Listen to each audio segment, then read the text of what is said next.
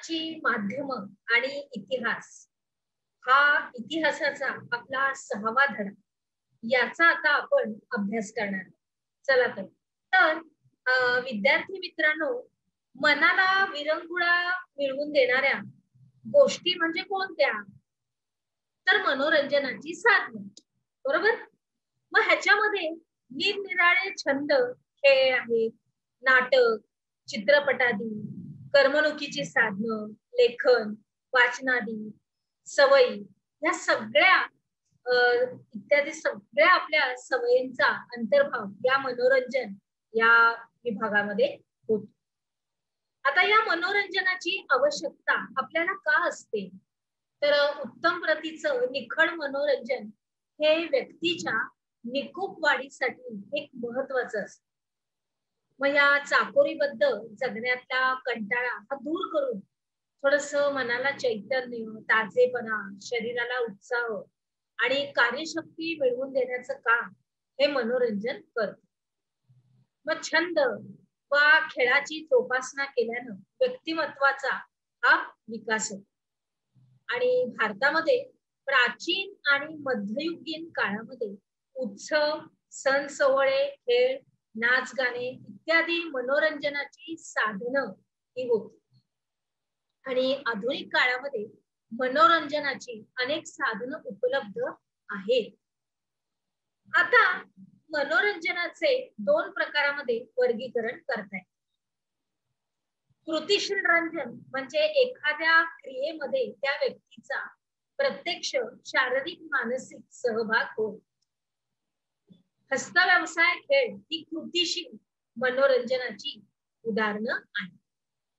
आता आपण जेव्हा एखाद्या खेळाचा सामना पाहतो, संगीत ऐकतो आणि चित्रपट पाहतो, तेव्हा ते मनोरंजन हे अकृतिशील पातळीवर असतं आणि आपण त्यामध्ये फक्त प्रेक्षक असतो. कोण असतो? प्रेक्षक. आता आपण बघूया की लोकनाट्य आणि ह्याच्या अंतर्गत कठपुतळ्यांचा प्रयोग. तर मोहनजोदडो, हडप्पा, ग्रीस आणि इजिप्त इथल्या उत्खननामध्ये मातीच्या बाहुल्यांचे अवशेष हे सापडले गेलेले आणि मग त्या कठपुतळ्याप्रमाणे वापरल्या असण्याची शक्यता तिथे वर्तवली जाते. आणि मग यावरून हा खेळ एक प्राचीन खेळ आहे हे आपल्याला समजतं. आणि मग पंचतंत्र आणि महाभारतात या खेळाचा उल्लेख होतो. प्राचीन भारतात या बाहुल्या बनवण्यासाठी कोणत्या कोणत्या वस्तू लागायच्या? लाकूड लागायचं, लोकर लागायची, कातडं लागायचं, शिंग लागायची, हस्तिदंत लागायचं. या सगळ्यांचा वापर करून त्या कठपुतळ्या तयार करण्यात यायच्या. आता या खेळाच्या राजस्थानी आणि दाक्षिणात्य अशा 2 पद्धती आहेत. आता उत्तर प्रदेश, महाराष्ट्र, राजस्थान, आसाम, पश्चिम बंगाल, आंध्र प्रदेश, तेलंगणा, कर्नाटक, केरळ या राज्यांमध्ये कठपुतळीचे प्रयोग करणारे कलावंत हे आहेत. आणि कठपुतळीचा प्रयोग रंगवण्यासाठी सूत्रधाराचं कौशल्य हे अत्यंत महत्वाचं असतं. तसंच लहान रंगमंच, प्रकाश, ध्वनी यांचा अगदी सूचक रीतीने याच्यामध्ये उपयोग केला जातो. आता ह्याच्यामध्ये छाया बाहुली, हात बाहुली आणि काठी बाहुली आणि सूत्र बाहुली असे यांचे प्रकार आहेत. उदाहरण मी तुम्हाला एक छोटस दिलं तर रामदास पाध्ये यांच्या बाहुल्या माहित आहे ना तुम्हाला?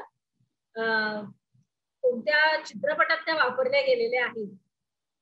पछाडलेल्यामध्ये त्या 3 बाहुल्या असतात, माहित आहे ना? म्हणजे कसं रामदास पाध्ये ते बाहुल्या आपल्या भारतामध्ये आहेत, ते रामदास पाध्ये ते बनवून त्यांचा खेळ करायचे. पहिल्यांदा साधा खेळ करायचे, पण त्याच्यानंतर त्यांचे खेळ अगदी खूप प्रसिद्ध झाले आणि मग ते चित्रपटामध्ये पण आले. अशा रीतीने पुढचं बघूया, दशावतारी नाटक.